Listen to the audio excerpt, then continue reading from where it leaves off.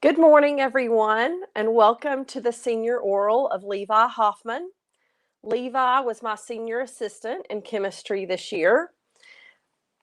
There's two new things that if you've been watching orals all week, you already know, but just in case there's someone new out there.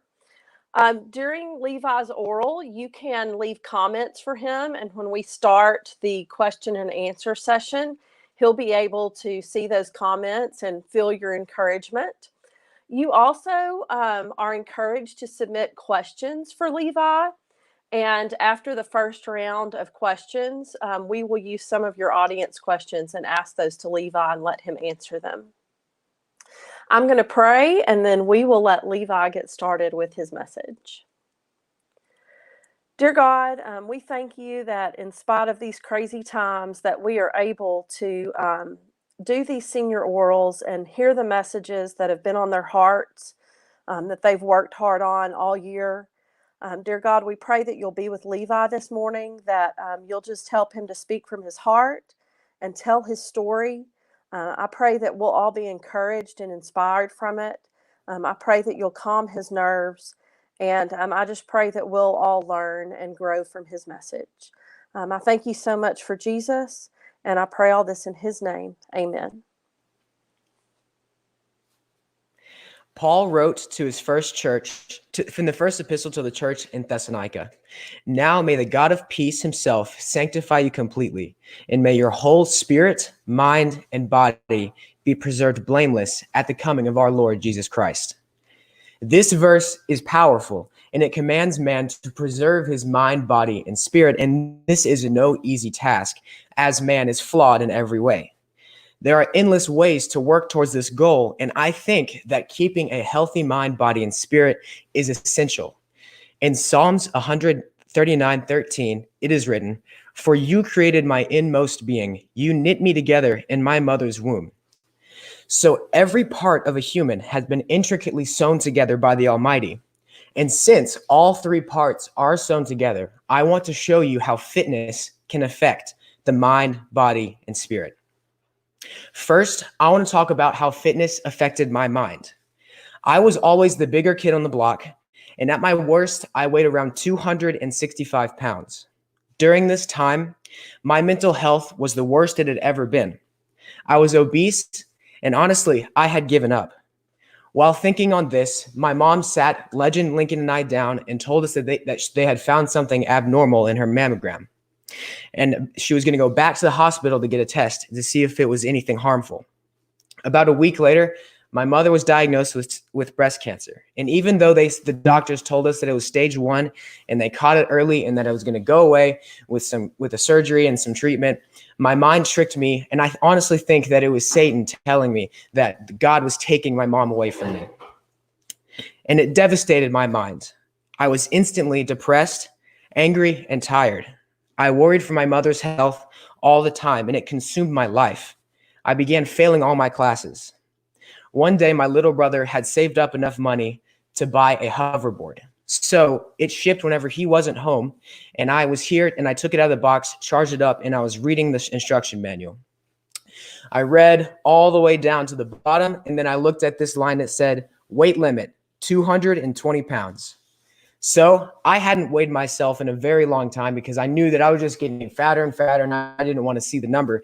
But I decided, in order to not break his expensive hoverboard, I decided that I was going to go and weigh myself on our scale. I stepped up on the scale, and it read 265 pounds. It broke my heart. I was super sad, and I had no idea that I had gotten to that weight. So I decided to sit outside with my parents on my porch, and I wanted to change how I was living. I wanted to start working out and to start losing weight and change my lifestyle. So my parents were kind enough to hire me a personal trainer. And my personal trainer is an amazing man, and I love him so much. He changed my life. He showed me how to eat, showed me how to work out, showed me what to do in certain positions in different ways to push and do different types of activations for every single muscle. And I'm so thankful for him in my life. The gym became my second home. And the gym was a way for me to channel my anger from home into something healthy. The U.S. National Library of Medicine had 3 doctors examine the mind and its relation to fitness. They wrote, quote, "Other hypotheses have been proposed to explain the beneficial effects of physical activity on mental health, include distraction, self-efficacy, and social interaction. Exercise improves mental health by reducing anxiety, depression, and a negative mood by improving self-esteem and cognitive function." End quote. This article shows that exercise is intertwined with mental health, and mental health largely determines how a human interacts with their surroundings, their world, and their friends. In Great Books 2, MCA students read an awesome novel named Fahrenheit 451. This book illustrated a tragic story with the main character of Guy Montag, who is married to one Mildred Montag. Mildred was in absolutely terrible physical condition. She constantly wore these seashells over her ears, which can be compared to modern Beats headphones, like immersion devices. She could either be found laying in her bed, sedated by sleeping pills and watching something on the TV above her, or sitting in her TV room with 3 walls of television pixels that she would have given anything, including everything that Guy Montag has ever owned, just to buy the 4th wall behind her so that she can be completely immersed in her TV experience. She was described in the novel as being brittle and constantly sickly looking. She had terrible physical habits, which in turn made her mental health deteriorate. Ultimately, Mildred attempted suicide by taking a large amount of sleeping pills all at once, and Guy Montag was able to save her life. This shows that mental health deteriorated her physical health, which in turn then deteriorated her mental health even more, which led her to drive to suicide. Mildred had a nihilistic view on her life. I read Jordan B. Peterson's 12 Rules for Life, and he illustrated this quite simply. Quote, "Nihilism, in turn, is a consequence of genuine ill health." Dictionary.com defined nihilism as, quote, "an annihilation of the self or the individual consciousness, especially as an aspect of mystical experience." And the really important part of this definition is when it said the annihilation of the self. Jordan Peterson taught that nihilism is an obviously unhealthy mental state, and as a result of ill health. The U.S. National Library of Medicine and Jordan Peterson both talk about how mental health and physical health are integrated together. And I know this personally. When I started to work out, my mental health slowly started to become slightly better than it was before. Generally, as I said, when one improves their physical health, their mental health benefits. Fitness also helps the human body immensely. Most people usually begin their fitness journey for the bodily benefits. Personally, I benefited from this in the way that I lost 65 pounds and I went from 35% body fat all the way down to 11.5% body fat over the span of 1.5 years. However, I did not do this on my own. As I said before, my parents were gracious enough to hire me a personal trainer who changed my life. Again, I said he showed me how to eat and all this amazing things. Now, as I said before, the gym was a place where I could channel my anger, and I was mad and insanely sad at God and everything around me because my mom was having to go through this awful trial. My mom is a very strong woman, though. On the very first day that she got her chemo, she came home with this poison going through her body and killing all these cells and walked outside and picked weeds. My mom is an awesome lady, and I'm really glad that she's still around. There have been many studies on the effectiveness of fitness in physical change, namely from the Department of Health and Human Services in Australia. They wrote that, quote, "If you are regularly physically active, you may reduce the risk of heart attacks, manage your weight better, have lower blood cholesterol levels, lower risk of type 2 diabetes, and some forms of cancer, end quote. And the list goes on. These are some of the physical benefits of exercise. For my senior thesis, I interviewed Andrew Laster, who is a registered nurse and certified personal trainer. He has an amazing personal story involving losing his mother whenever he was young and addiction. And he's told me about using fitness in his life the entire time as an amazing thing to help his mind. He told me about how fitness is related to the body. And he told me that with hard work, the body responds. When, let's say you go to the gym and do bench press. When you press that bar off your chest, you use your pectoral muscles on your chest, and after many reps, you tear your pectoral muscles in various places. After time, those tears heal and grow back stronger and bigger. But he said that with adequate work, one can lose weight and become more toned. But the caveat is the fact that all of these benefits hinge heavily on nutritional intake. A person's effort has to be equally invested in the gym as well as in the kitchen.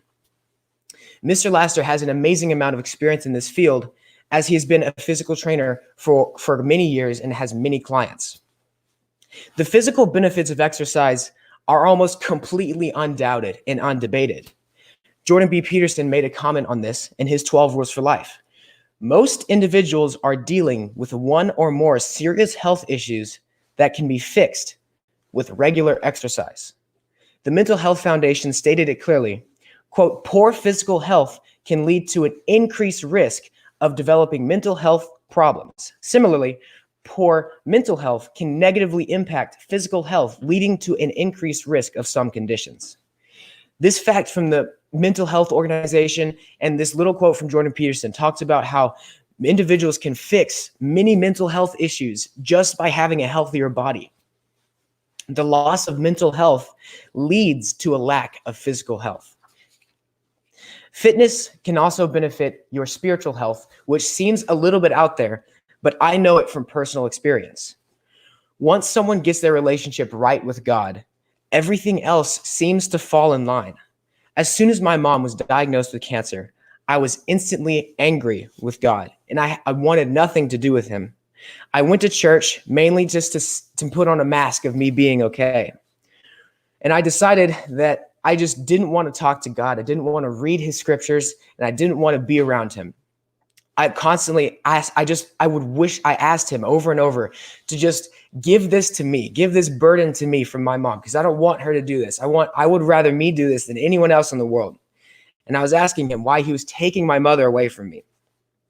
Now, the summer camp, during the summer of 10th grade to 11th grade year, I went to a camp called Worldview Academy.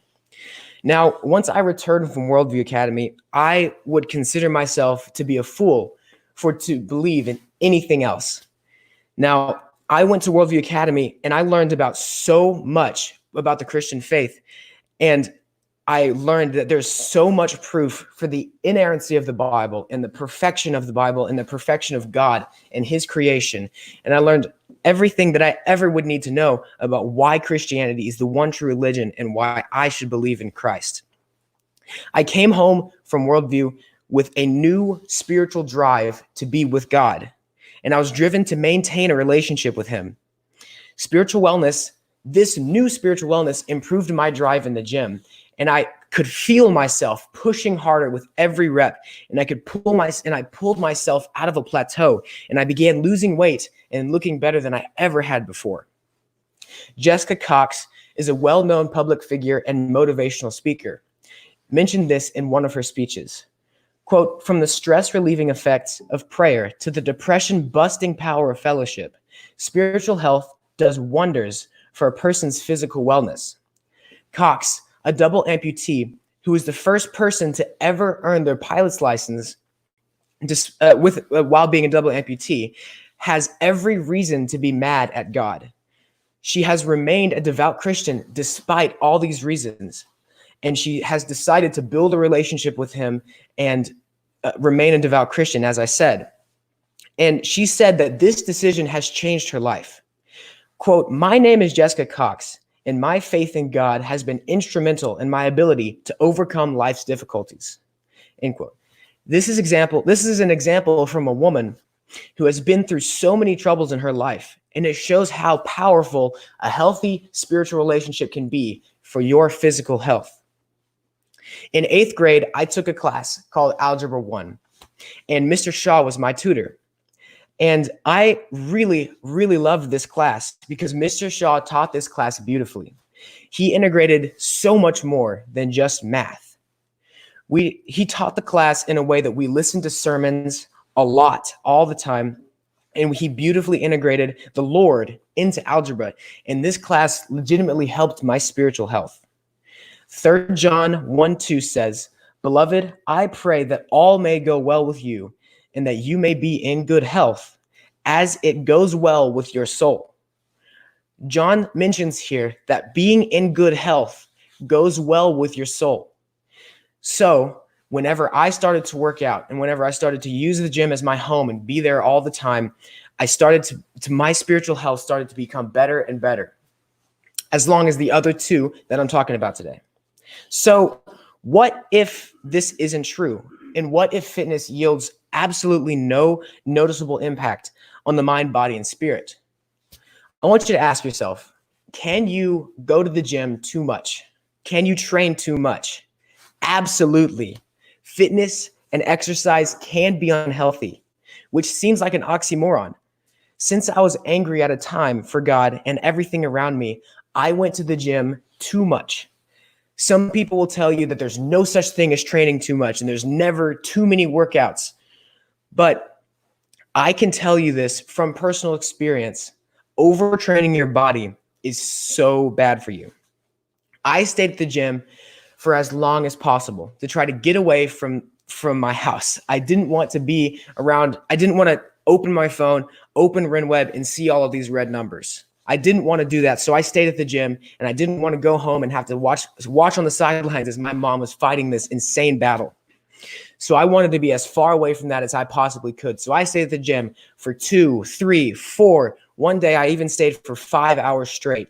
And I did this because I didn't want to be home. I overtrained my body to the point of absolute fatigue, and I had no energy to get up in the morning. I had no drive to fix my grades or my relationships with my friends. It was like self-harm, but it was looked upon by others as being healthy. This was the absolute darkest time of my life, and I was in such a bad place. So, yes, fitness can be unhealthy. Not the principle of fitness itself, but the way one incorporates fitness into their life. Too much of anything isn't good, and Paul writes about this in Ephesians 5:18 says, "Do not get drunk on wine, which leads to debauchery. Instead, be filled with the Spirit." This verse mentions that being drunk on wine is a sin, but the act of drinking itself isn't a sin. So being drunk on fitness is not good for your health, but drinking and using fitness in a very good way is obviously very good for your health.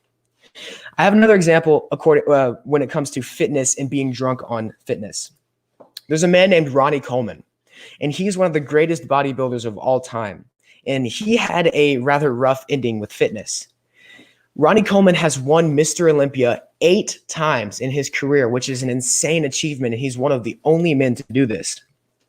He is a fitness master, obviously, and do you remember how fitness is such a good thing? This man cannot walk now. This man is completely lame because of the amount of insanely heavy lifts, back squats, deadlifts, and all these things that he did. Ronnie Coleman did not incorporate fitness into his life correctly. He was drunk on fitness, and he really paid the price for his 8 wins. He went to the gym with only the goal of winning again and again and again, and he had no sight for how this insane strain on his body would cost him in his future life. So yes, fitness is a good thing, and at the same time, fitness can be detrimental. A good guide can help one find their happy medium when it comes to fitness in their life. The mind, body, and spirit are all sewn together, and fitness can have a positive impact on all three.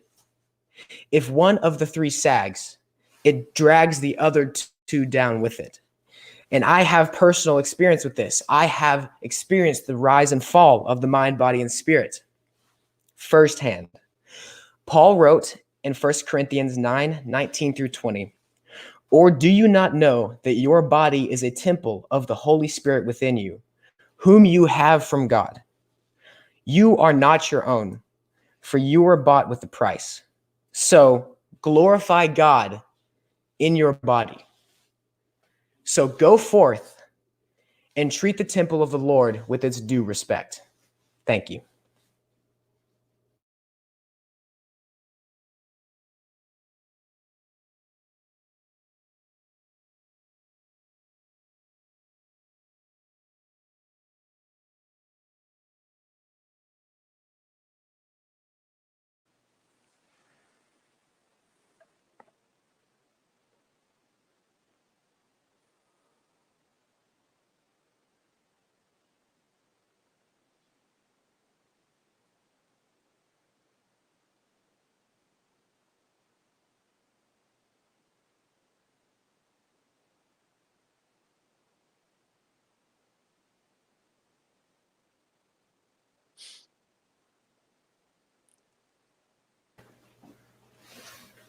Levi, great job. Thank you Thank so you. much for sharing that very personal story with us.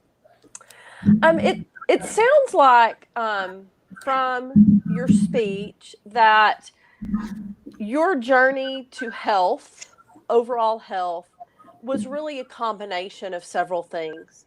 Being in the gym, but also going to Worldview Academy. So tell us a little bit more about your experience at the Worldview Academy. All right. So I went to Worldview since 8th grade, and I'm going to go again hopefully this summer if they have it. But the way Worldview works is that it's basically a bunch of how do I say? It's just a bunch of lectures over the days, and you have breaks and everything. And the teachers of these lectures are really, really smart people that have been doing this their entire life. Like Mr. Sims, if y'all have ever met Mr. Sims, he's an amazing man. He was one of the people in that camp that I went to, that I talked about in my paper. But basically, yeah, you listen to all of these lectures, and one of the lectures that I listened to was called, just the inerrancy of the Bible. And this was one of the ones that impacted me so much, just because I had no faith, in the Bible at all at that point. I just felt like, I felt like God had left me and everything.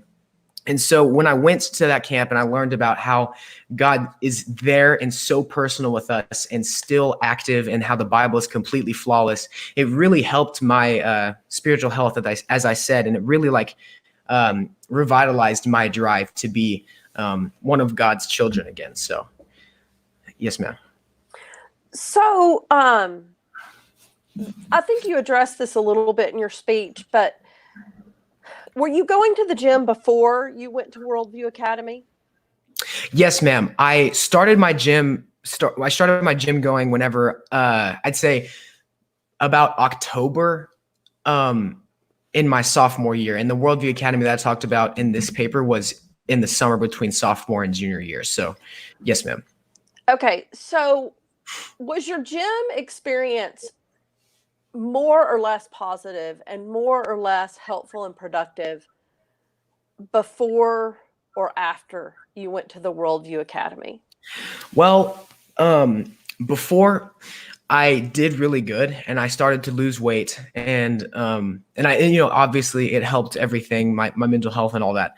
But right before I went to Worldview, I had gotten into this little I was stuck. I was in a rut when it came to losing weight, and I couldn't lose weight after I think it was around 230 pounds or maybe something around there. And so it felt like I couldn't lose weight. And so when I came back from that, I pulled myself out of that little plateau that I was in, and I was able to start losing weight again. And it was super awesome because I had Okay. started getting down about not being able to lose weight. It was like a month or two of just staying at that same weight marker whenever I had, whenever I was expecting the same results as before.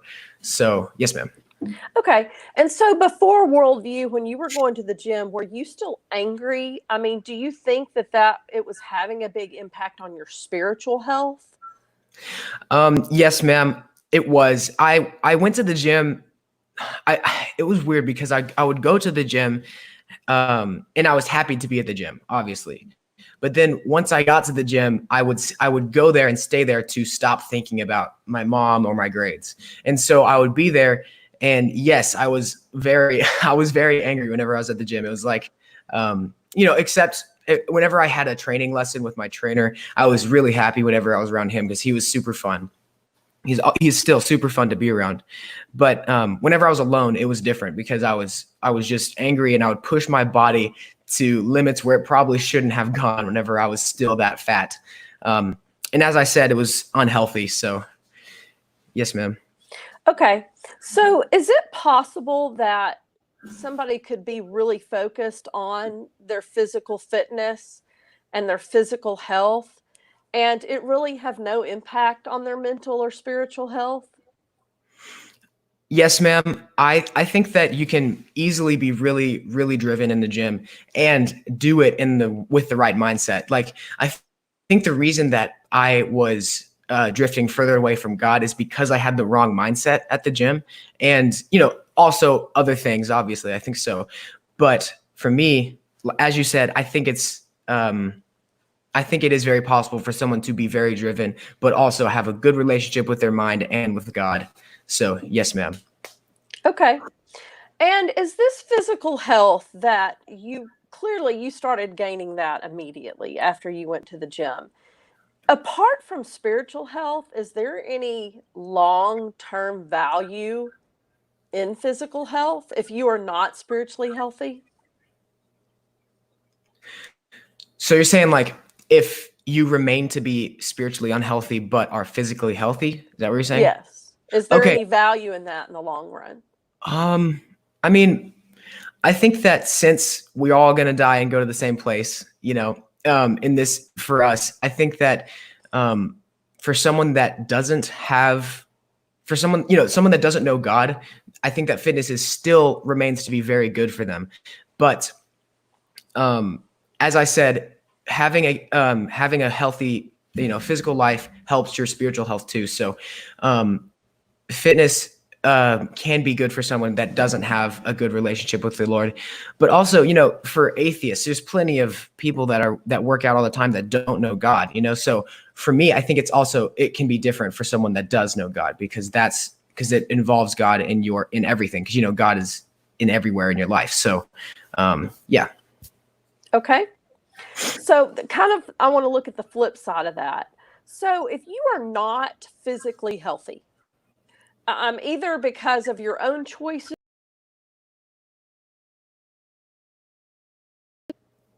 can you be spiritually healthy? Yes, ma'am. I think that everyone can be spiritually healthy no matter how their body looks. The thing is that for me, and I think it's also different for everybody. And for me, when my physical health deteriorated, I lost a lot of my spiritual health. But other people can be already in low, worse physical health, but be an amazing spiritual health. Like, not every preacher is a CrossFit trainer, and there's a lot of preachers that have a beer belly or something like that. And that's completely fine. I'm not saying that you have to have a six pack to be in good relation with the Lord, um, but for me personally, that's how it worked for me. But yes, you can totally be in a good relationship with the Lord and be unhealthy. It's not like they're required. Okay. All right. I want to kind of ask you about something else that maybe I hope will be some encouragement to some younger students out there. So you talked about how at one point you were failing all your classes and you didn't want to go look at RenWeb and look at your grades because it was so discouraging and it felt hopeless. So did you fail all your classes? No, ma'am. I don't know. It was really close. I somehow ended that year with all A's. So I don't really know how I did it, but as I said, near the last year, I mean, near the ending of junior year and sophomore year, that was whenever I was doing better. So I had more drive at that time. But yeah. So you said you weren't really sure how that happened, but I'm going to probe you a little on that. So, I mean, what do you think turned your grades around? Like, if there were another student that was in that position, either now or maybe next year in the future, what advice would you give them on what to do if they look at Ren Web and consistently see that it's terrible? What would you tell them to do? Okay, so for me, what I had to do is I really like to play video games, and that's just kind of a thing for a lot of people. So what I had to do was not play video games. And I did sacrifice some time at the gym. I think I did lose a couple workout days, to do my homework because I hold myself to a standard that I need to fulfill, like when it comes to grades. So I want to do well in all my classes. I just, in that time, I was, obviously in a bad mental state and everything. Did you reach out for help? Well, I didn't say this in my speech, but I wanted to.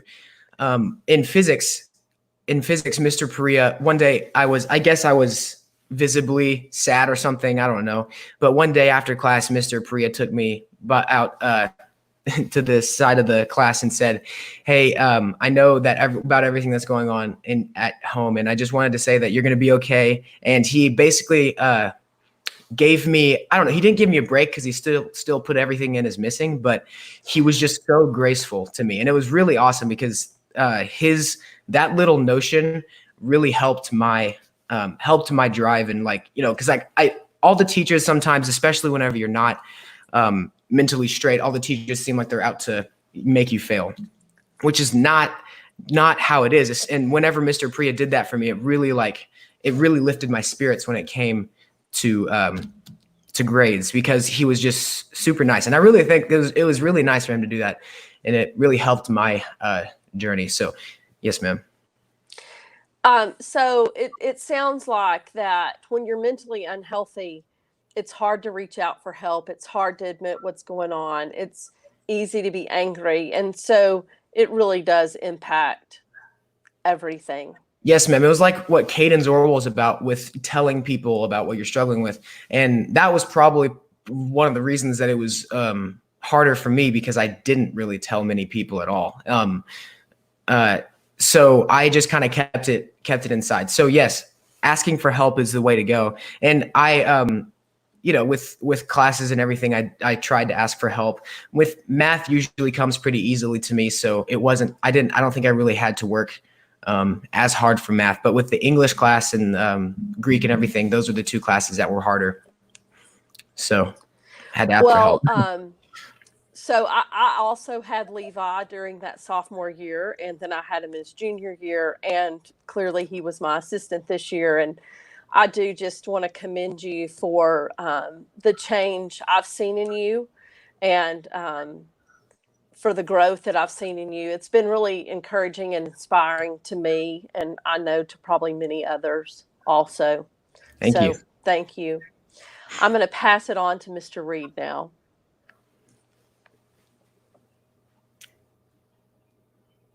It's my turn. So hi. Oh, here we are. Can you believe it? I know. It's crazy. Man, I have so many good memories of you. I've known Levi a long time.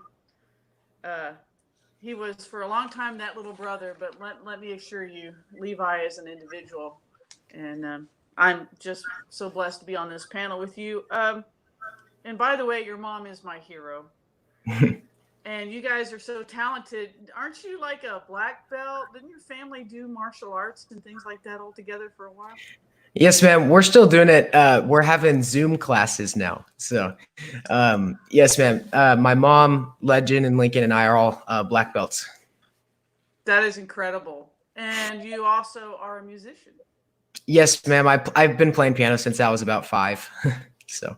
That is amazing. Well, you are a Renaissance man for sure. And like I said, and not only that, you shared your journey with us this morning, and you've also shared your journey a lot with my family.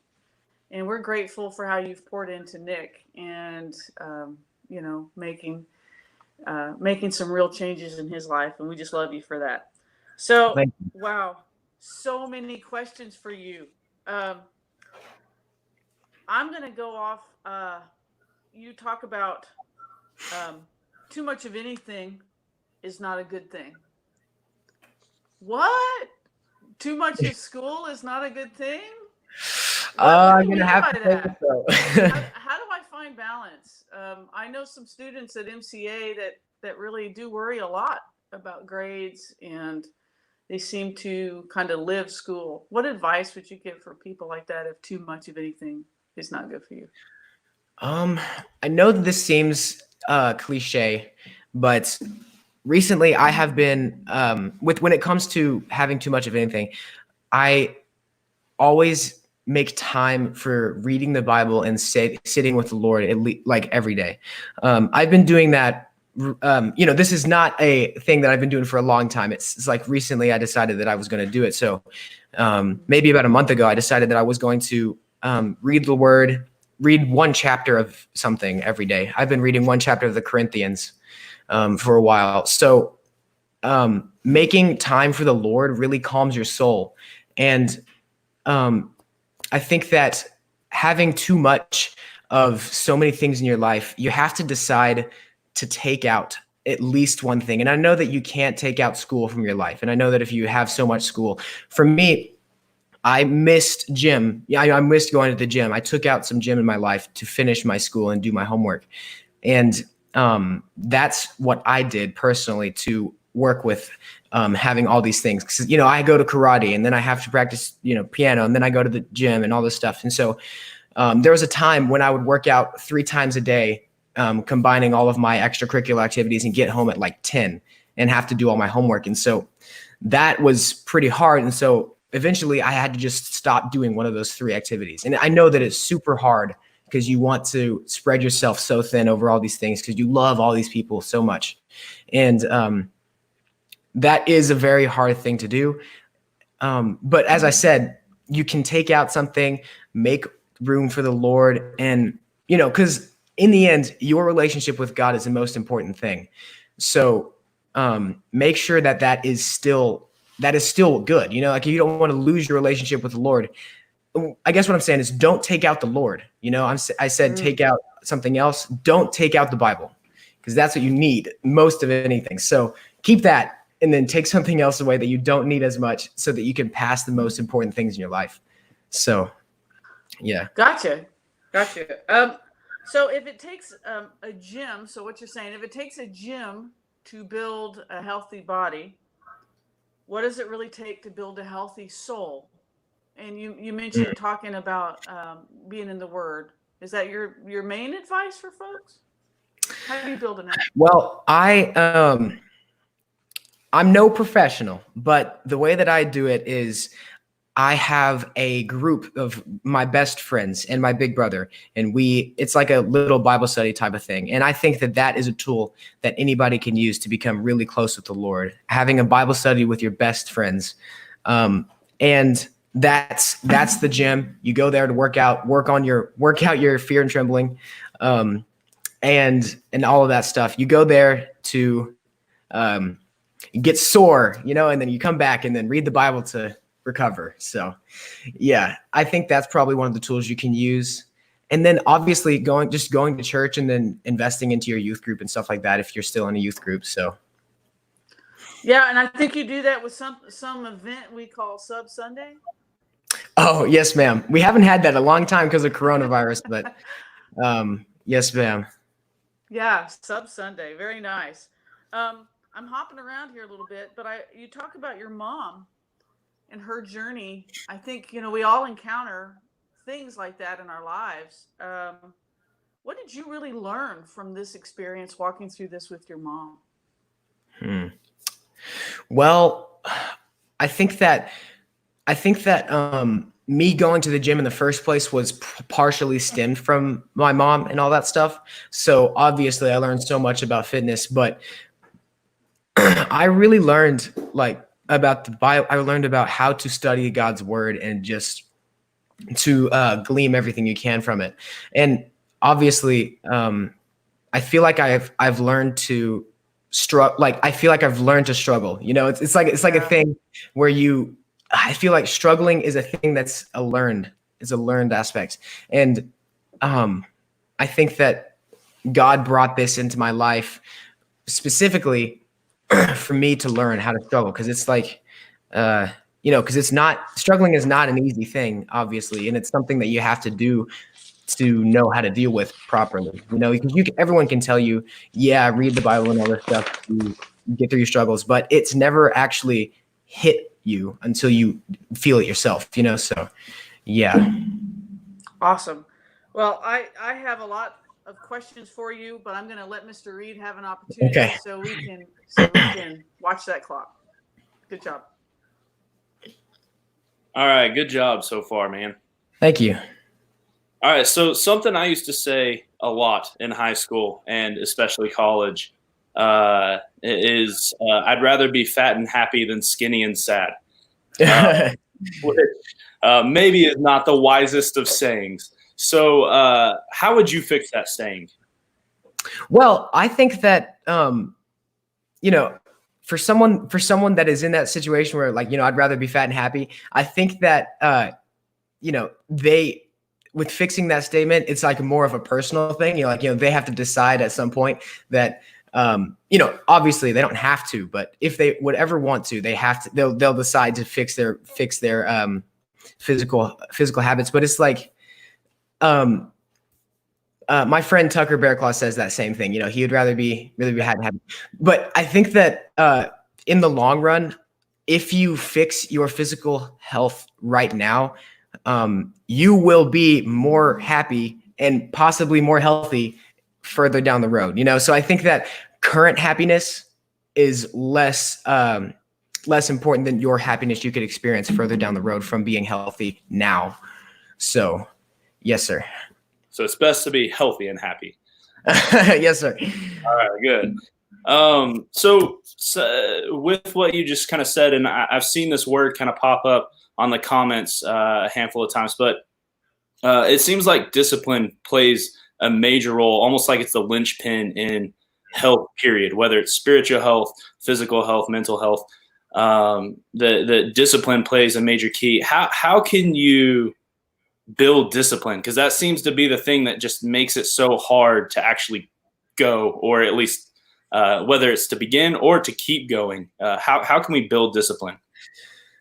I think that for me, the way that I built discipline was the fact of, or like learning from whenever I had absolutely no discipline. So whenever I was really, really fat and had no discipline nutritionally and all this stuff, that is what I learned to have discipline, because I never wanted to go back to that same point. But when it comes to spiritual health, same thing. Whenever I had no spiritual health, I learned from that time in my life to have discipline for whenever I do have spiritual health now. And I think that it's like learning from your mistakes, learning from having no discipline in a certain area in your life, and then learning to get it later, because it's like you see the worst of the worst, without discipline. And then once you see that, you're like, okay, I never want to do that again, and then you come back, you try your best. And obviously, and I'm not saying that I never ate like a fry or something, whenever I was doing this. But, so I'm saying this, what I'm saying is, like, you can still mess up, and it's not like you have to be perfect, but use your discipline that you learn from not having discipline to throw yourself forward in your path to whatever you're trying to do. So that's probably what I would say. Good. And what role would you say moderation plays into it? You've talked about moderation, but I can't tell you how many times, like you just said, you can't have fries, but I can't tell you how many times on RT lunch we would be eating like a greasy burger, and you would be over there happy and talking and having a great time, but you'd be eating something much healthier than what we were eating. So where does that come into play? Moderation is everything, and moderation. I meant to say this in my speech, but I forgot. But moderation, putting fitness into your life with moderation is the way to go. So, and the same thing applies with food. And honestly, and the same thing applies with mental health and all this stuff. So moderation is everything. So with food, it's like, before I started losing weight, you would eat until, whatever. Do you remember, Mr. Reed, in 7th grade, we went to KFC and Taco Bell, the one on McIff, I think. So we went there and I ate so much food that I could barely walk out to the car. I do remember you being quite upset. So several that, so I had absolutely no moderation at that time, so that's, moderation when it comes to food and all of these things is super key. So yes, ma'am. Yes, sir.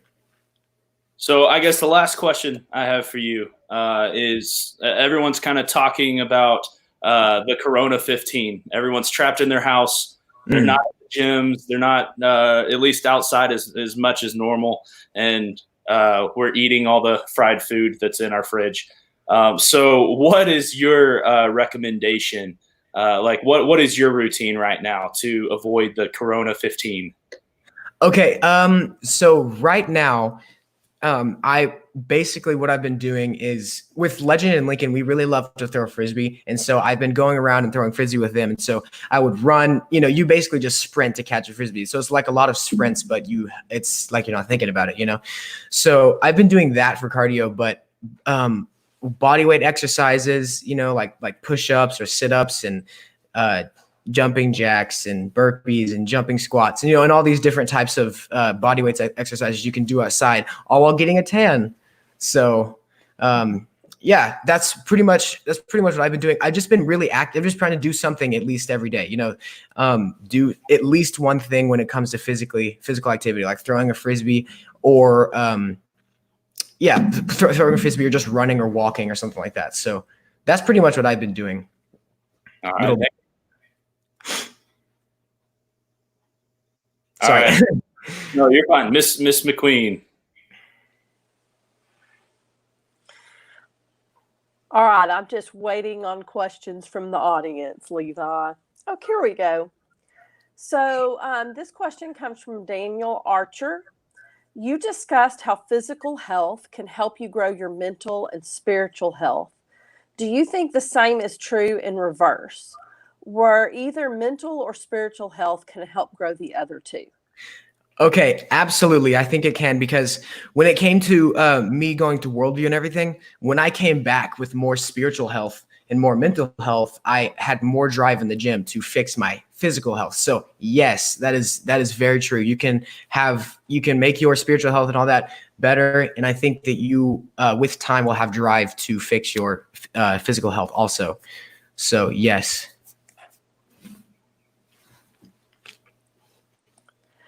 All right, from Brianne Martin, what should someone hear if their sole goal is to lose weight is only driven by peer pressure?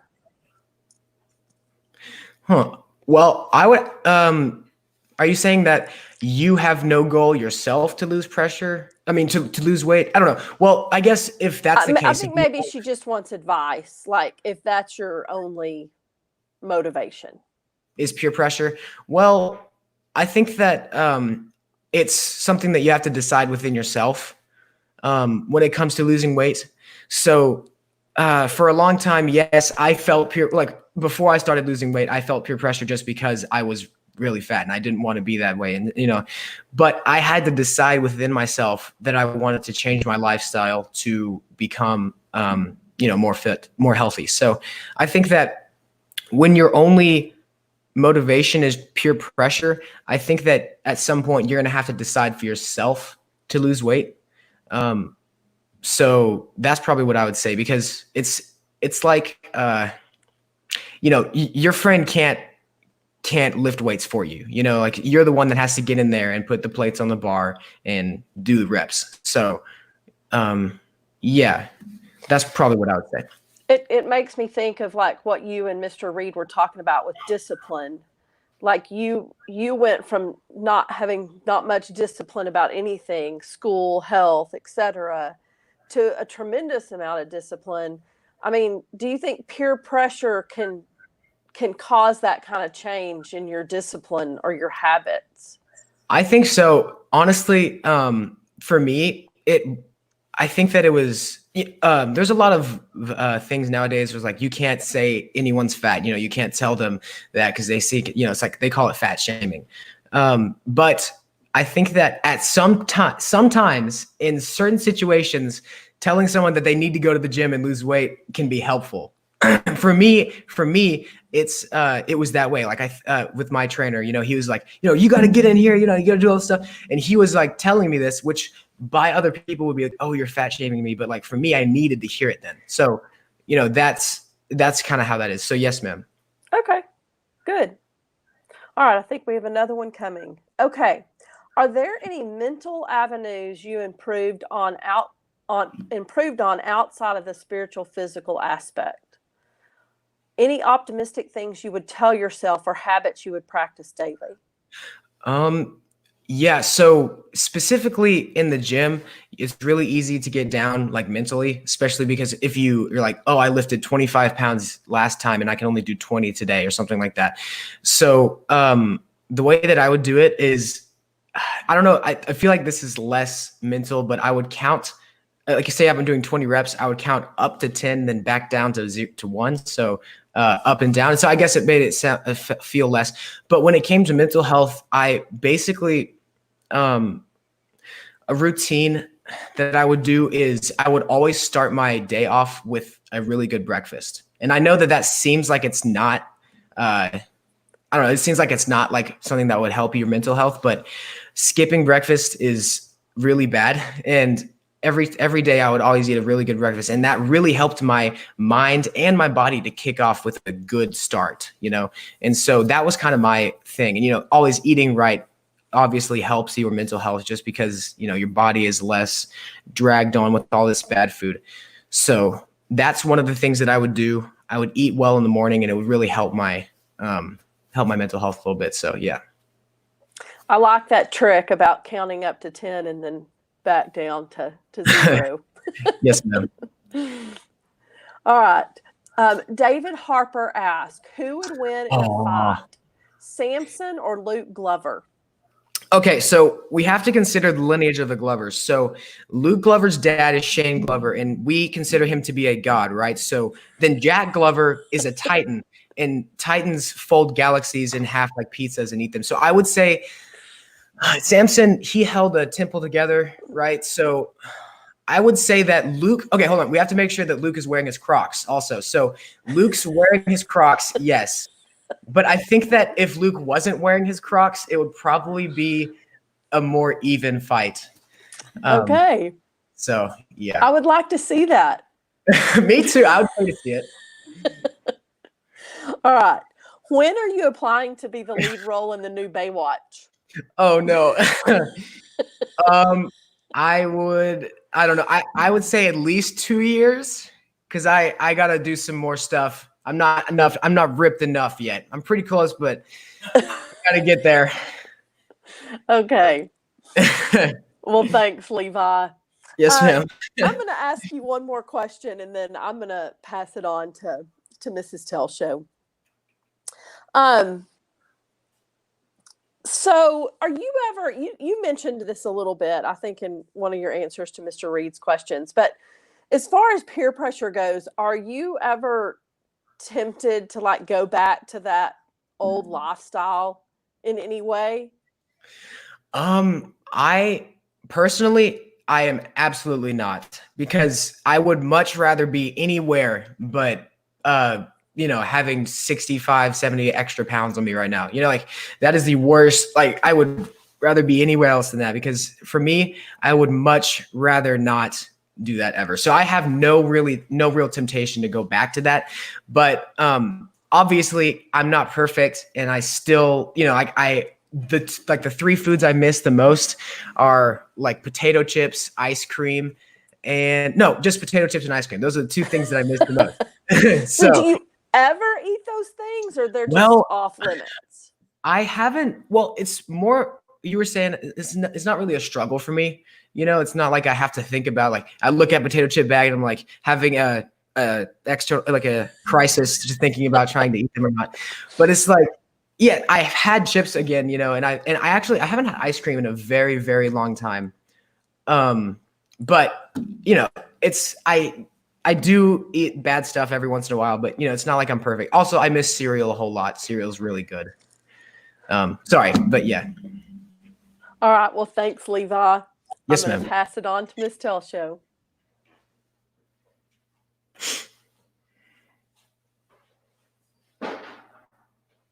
Oh, she's muted.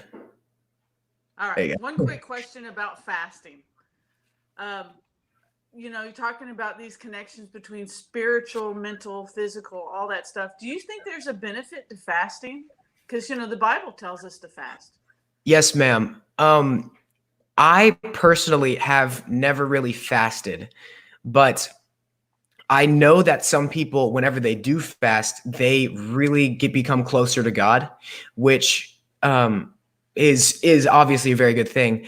But when it comes to fasting, I think that it is, at certain times, it is very bad for your health to fast and not eat for a very long time. But I think that intermittent fasting, which is a diet where people eat for like 8 hours and then don't eat for the rest of the day and then eat only for that 8 hour window, that I think is very good because it has been proven to work. But fasting, yes, it can really help your spiritual health because of that. But I think that honestly, it is worth having, you know, when it comes to the 3 levels, I think that your spiritual health should probably be the highest of the 3. So I think you can sacrifice a little bit of your gym gains to fast and become closer to the Lord. So I'm not saying don't fast, but because the Bible obviously says that.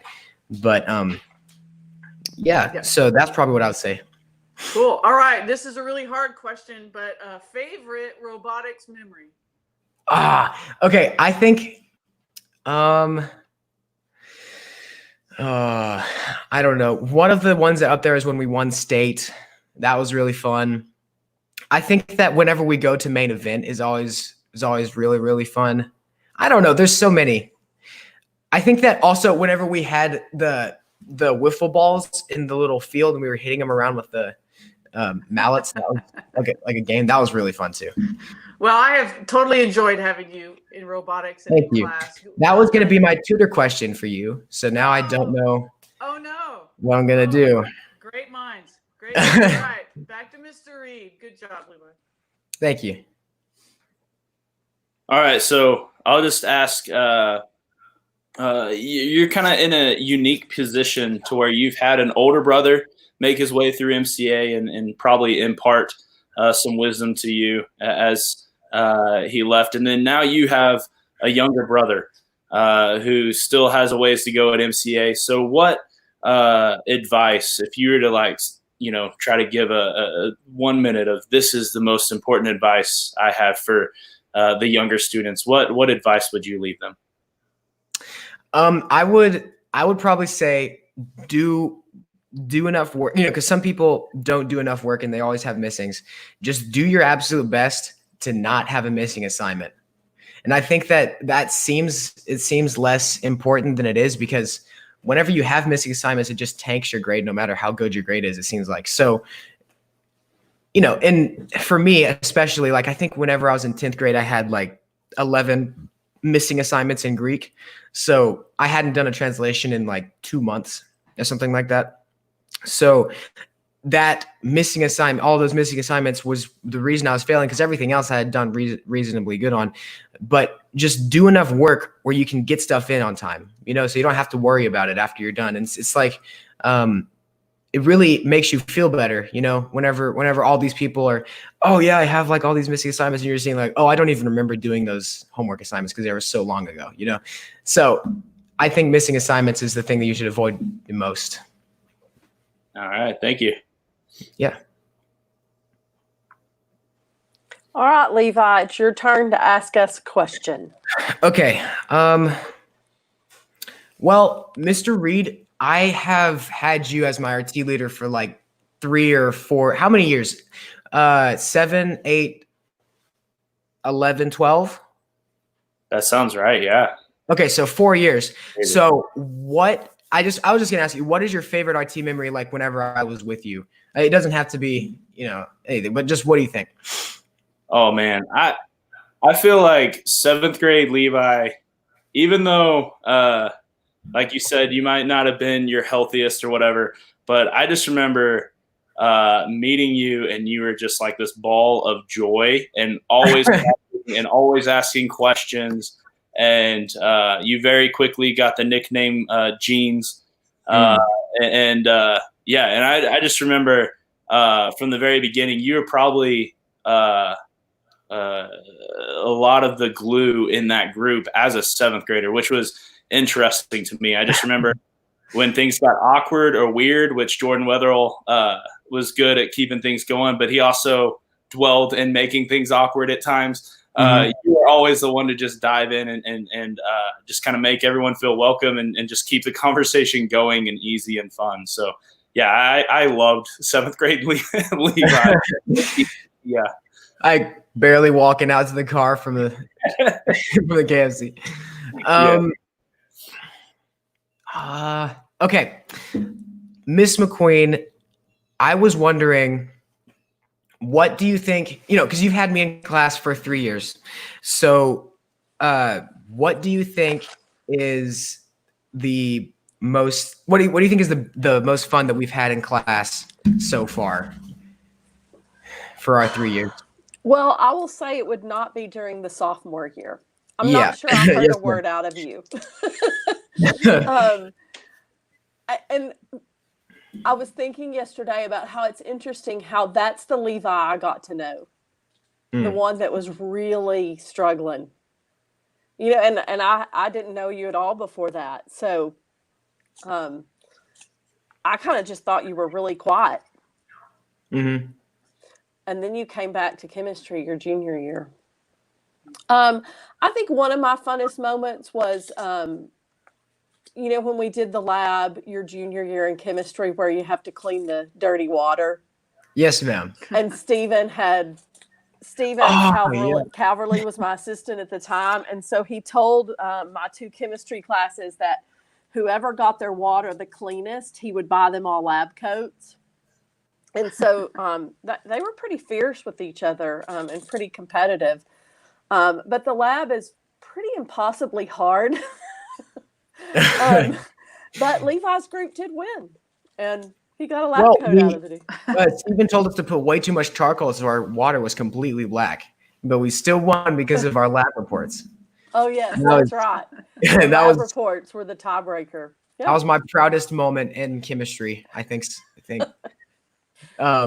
So I guess, Ms. Telshow, I'll just ask you the same question. What is your favorite robotics memory? Because I've been doing robotics from 7th grade to 12th grade. So I've been here for quite a while. So what do you think? You have a lot to choose from. I have a lot to choose from. My favorite, though, is actually the transit back and forth to robotics.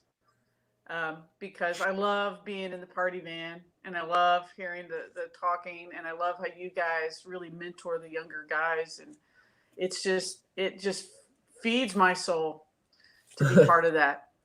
And then, of course, there is laser tag at main event and holding my own. There have been many times I've walked out and just been, killed right away because there's like 800 lasers pointing at me, but it's okay. I just love being part of that. Well, Levi, thanks again so much for sharing this message today.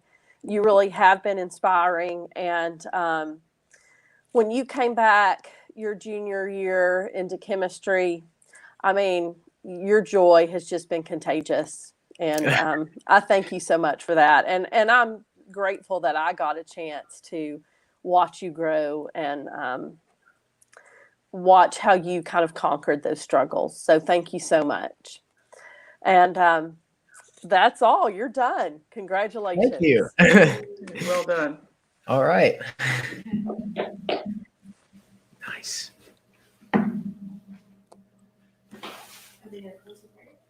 I don't know.